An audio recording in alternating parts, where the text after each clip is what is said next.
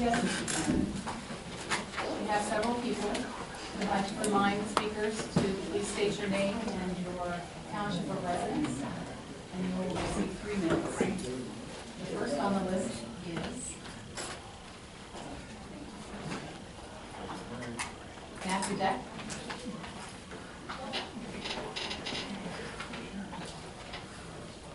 Good morning, my name is Matthew Deck. I'm from Butler. And before going any further, I would like to straighten out 2 things. These matters most certainly pertain to county business, as they have both been brought up in previous meetings by members of this board, as well as making front-page news. And 2, according to Robert's Rules of Order, there is no authority found indicating the solicitor has a right to act as the board chair. Mr. McCarrier is the chair and should not shirk his duties upon others. Mr. English has interrupted me several times in times past for what he thinks is inappropriate, when the subject matter which was espoused is the same making front-page news now. Mr. Solicitor, you are not my attorney. You therefore do not address me nor interrupt me unless you are the chair. If you feel that you have something to say, you raise your hand and address the chair, not me. And then the chair will address me. With these preliminaries out of the way, let's get down to business. At the June 19th public meeting, Commissioner Eckstein raised valid concerns over the elimination of the jury commissioners and the possibility of tampering with the jury pool in his upcoming defamation lawsuit. I believe Mr. Eckstein is spot on. McCarrier and Pinkerton claimed the lawyers, not the judges, select the jury. This is true.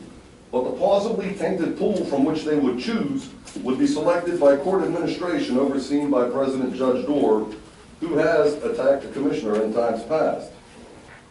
Here are some of the improprieties.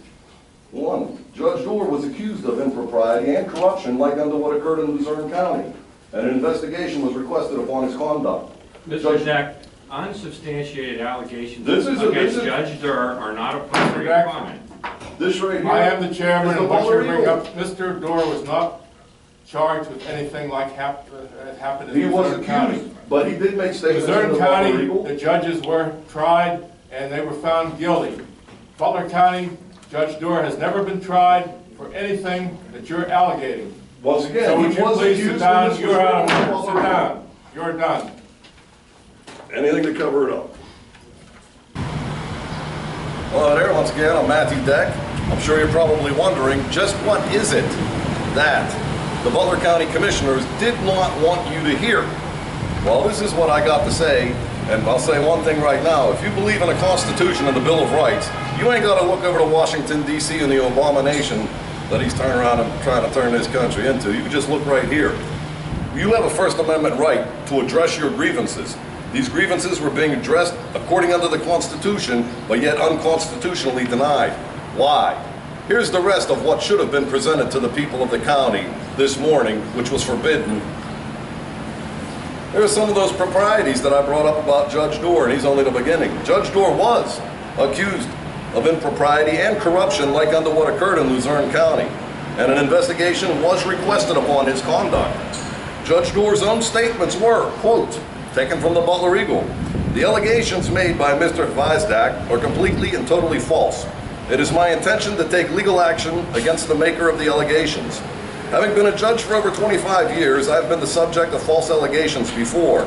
What is unique about this situation is these allegations have been put forth by a man of substantial financial means.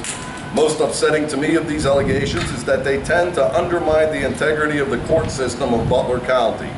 Dorr added, "It is my intention to donate any damages recovered after payment of counsel fees and expenses to the county of Butler." What happened to that legal action? It would appear there was no legal action, because a legal action would require a jury to be picked, and a jury that he did not have his fingers in to hear what the truth is was the last thing it would appear Judge Dorr ever had any desire to do. He just figured that kids would forget about it. What about the integrity of Judge McCune? Didn't he have to resign from the prison board and run with his bare back end flapping in the breeze after it was learned he was engaging in nepotism? Have you read the dossier that I created on him and placed upon the site asrpcp.org within the Butler County chapter page? Speaking of nepotism, is it not also true that Judge Eaker is Judge Schaefer's father-in-law? Judge Schaefer's wife works at DJ Pete Schaefer's office against the county's nepotism policy. How can a county employee be supervised by her brother-in-law? Judge Schaefer and Judge Eager routinely handle the civil and criminal aspects of the cases at the same time, as was did to Colin Abbott. His attorney, Wendy Williams, who was denied every motion she requested, I believe, was said to have stated, "There is no law and order here. These people do what they want." Additionally, county employees working at District Justice Pete Schaefer's office were giving breaks on traffic tickets and payment plans for a Butler Eagle reporter to the tune of $6,300. No wonder the Eagle writes slanted stories for their friends and cronies. They seem to have a limitless credit line at Schaefer's office.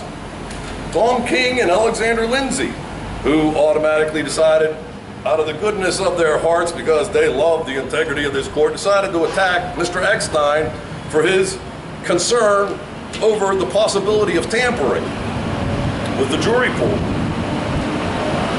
So they filed for a committee on Eckstein's reasoned objections to removing the safeguards of the jury pools.